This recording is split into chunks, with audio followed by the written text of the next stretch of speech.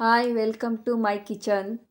Hi friends, ಇವತ್ತು ಹಸಿ ಅವರೆ ಬೇಳೆ ಮತ್ತು ಸೋಯಾಬೀನ್ದು ಪಲಾವ್ ಹೇಗೆ ಮಾಡೋದು ಅಂತ ತೋರಿಸ್ಕೊಡ್ತೀನಿ. ತುಂಬ ಚೆನ್ನಾಗಿರುತ್ತೆ. ನನ್ನ ಸ್ಟೈಲಲ್ಲಿ ಒಂದು ಸತಿ ಮಾಡಿ ಇಷ್ಟ ಆಗುತ್ತೆ ನಿಮಗೆಲ್ಲ.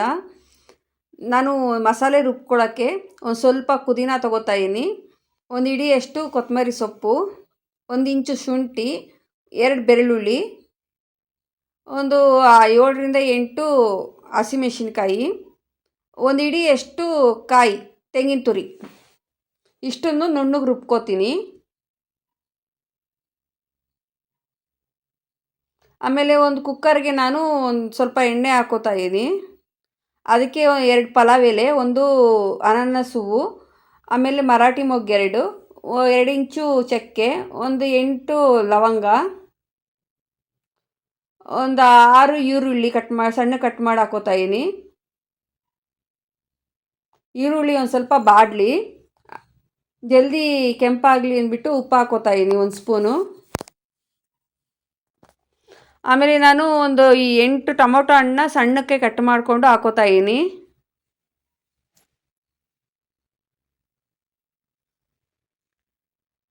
ಒಂದು ಸ್ವಲ್ಪ ಕುಕ್ಕರ್ ಮುಚ್ಚಿಬಿಟ್ಟು ಒಂದು 2 ನಿಮಿಷ ಸಣ್ಣ ಉರಿಯಲ್ಲಿ ಬೇಯಿಸ್ಕೊಂಡ್ರೆ ಟೊಮೊಟೊ ಚೆನ್ನಾಗಿ ಮ್ಯಾಶ್ ಆಗುತ್ತೆ. ಎಣ್ಣೆ ಎಲ್ಲ ಬಿಟ್ಕೊಂಡಿದೆ, ಚೆನ್ನಾಗಿ ಬೆಂದಿದೆ. ಆಮೇಲೆ ನಾವು ಏನು ರುಬ್ಕೊಂಡಿದ್ವಲ್ಲ ಮಸಾಲೆ, ಅದನ್ನು ಹಾಕ್ಕೊತಾ ಇದ್ದೀನಿ. ಹಾಕ್ಕೊಂಡು ಹಸಿ ವಾಸನೆ ಹೋಗೋ ಗಂಟ ಒಂದು ಸ್ವಲ್ಪ ಎಣ್ಣೆಯಲ್ಲಿ ಫ್ರೈ ಮಾಡ್ಕೊಳ್ಳೋಣ. ಮಸಾಲೆ ಎಲ್ಲ ಚೆನ್ನಾಗಿ ಬೆಂದಿದೆ. ಈಗ ಸಣ್ಣಕ್ಕೆ ಕಟ್ ಮಾಡ್ಕೊಂಡಿರೋವಂಥ ತರಕಾರಿಗಳು ಹಾಕ್ಕೊಳ್ಳೋಣ. ನಾನು ನೂಕಲ್ಲು, ಬೀನ್ಸು, ಆಲೂಗೆಡ್ಡೆ, ಕ್ಯಾರೆಟು, ಸೋಯಾ ಚಂಕ್ಸ್ ಇಷ್ಟನ್ನು ನೀಟಾಗಿ ತೊಳ್ಕೊಂಡು ಕಟ್ ಮಾಡಿಕೊಂಡು ಹಾಕೋತಾ ಇದ್ದೀನಿ. ಸೋಯಾ ಚಂಕ್ಸು ದಪ್ಪ ದಪ್ಪ ಇರೋದ್ರಿಂದ ನಾನು 2 ಹೋಳು ಮಾಡ್ಕೊಂಡು ಹಾಕೋತಾ ಇದ್ದೀನಿ.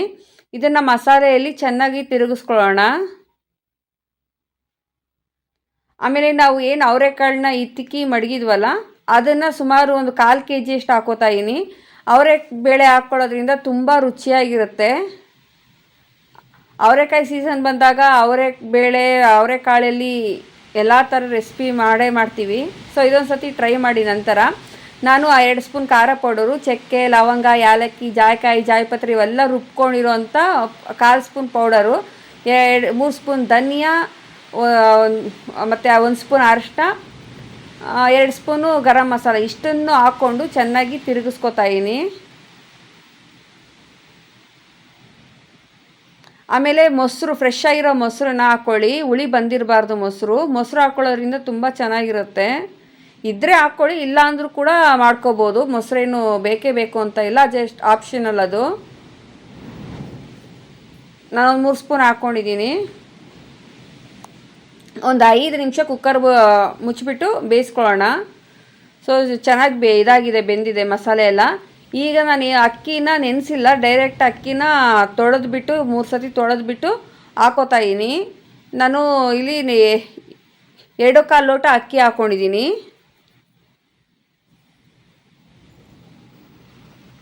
2 ಲೋಟ ಅಂದರೆ ಹತ್ತಿರ ಒಂದು 3/4 kg ಅಷ್ಟು ಅಕ್ಕಿ ಇದೆ ಇಲ್ಲಿ.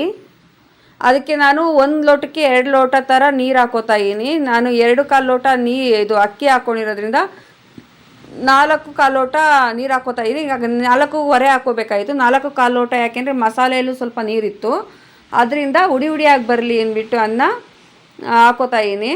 1 ವಿಜಿಲ್ ಮಾಡ್ಕೊಂಡಿದ್ದೀನಿ ಕುಕ್ಕರ್ ಮುಚ್ಚಿಬಿಟ್ಟು. ಸೊ ಅನ್ನ ತುಂಬ ಚೆನ್ನಾಗಿ ಅದು ಪಲಾವ್ ರೆಡಿಯಾಗಿದೆ.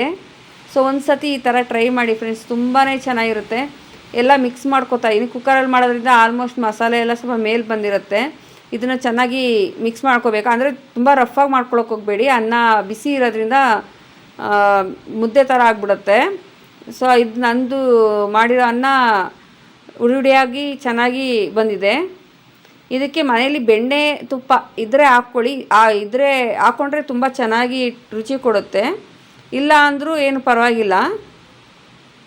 ಸೊ ಇದನ್ನು ಹಾಕ್ಕೊಂಡು ಸಿಂಪಲಾಗಿ ಒಂದು ಸ್ವಲ್ಪ ಮಿಕ್ಸ್ ಮಾಡ್ಕೊಳ್ಳಿ. ರೆಡಿಯಾಗಿದೆ ಅವರೆ ಬೇಳೆ ಮತ್ತು ಸೋಯಾ ಚಂಕ್ಸಿನ ಪಲಾವ್. ಒಂದು ಸತಿ ಟ್ರೈ ಮಾಡಿ ಹೇಗೆ ಬಂತು ಅಂತ ಕಮೆಂಟಲ್ಲಿ ಹೇಳೋದು ಮರಿಬೇಡಿ. ಸಬ್ಸ್ಕ್ರೈಬ್ ಮಾಡೋದು ಮರಿಬೇಡಿ ಫ್ರೆಂಡ್ಸ್. ಇಷ್ಟೊತ್ತು ನಾನು ವಿಡಿಯೋ ನೋಡಿದ್ದಕ್ಕೆ ಧನ್ಯವಾದಗಳು.